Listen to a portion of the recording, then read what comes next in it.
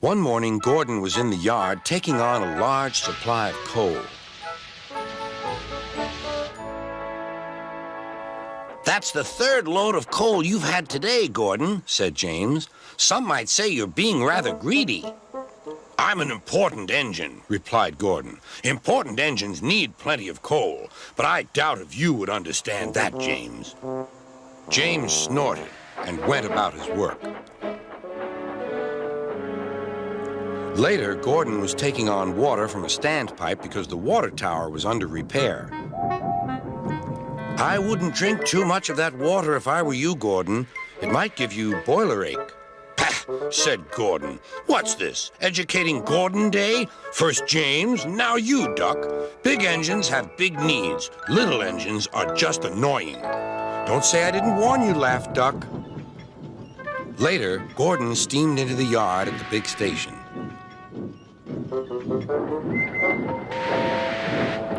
That's what I need, exclaimed Gordon. There, emerging out of the sheds, were two shiny tenders. Now, if I had two tenders, said Gordon, I wouldn't need to stop so often, and I wouldn't have to listen to silly little engines. Those tenders belong to a visitor, replied his driver. Diesel sidled up alongside. Everyone knows that tenders are a mark of distinction, but I'm afraid that no amount of tenders will save you in the end. We Diesels are taking over, and we don't need tenders to make us important, not even one. Gordon was most upset. He was feeling just the same next day. I'm not happy. I know, said Duck. It's boiler ache. It's not boiler ache, protested Gordon. It's... Of course it is, interrupted Henry. That water's bad. Have a good washout. Then you'll feel a different engine. Your boiler must be full of sludge.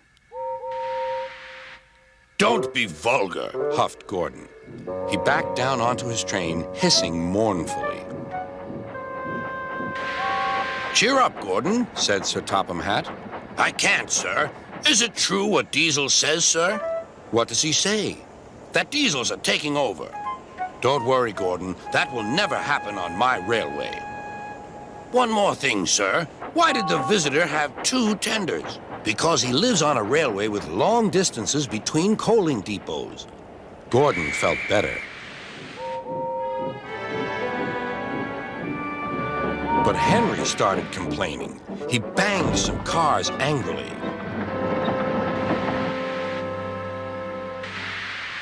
I always work hard enough for two, he puffed. I deserve another tender.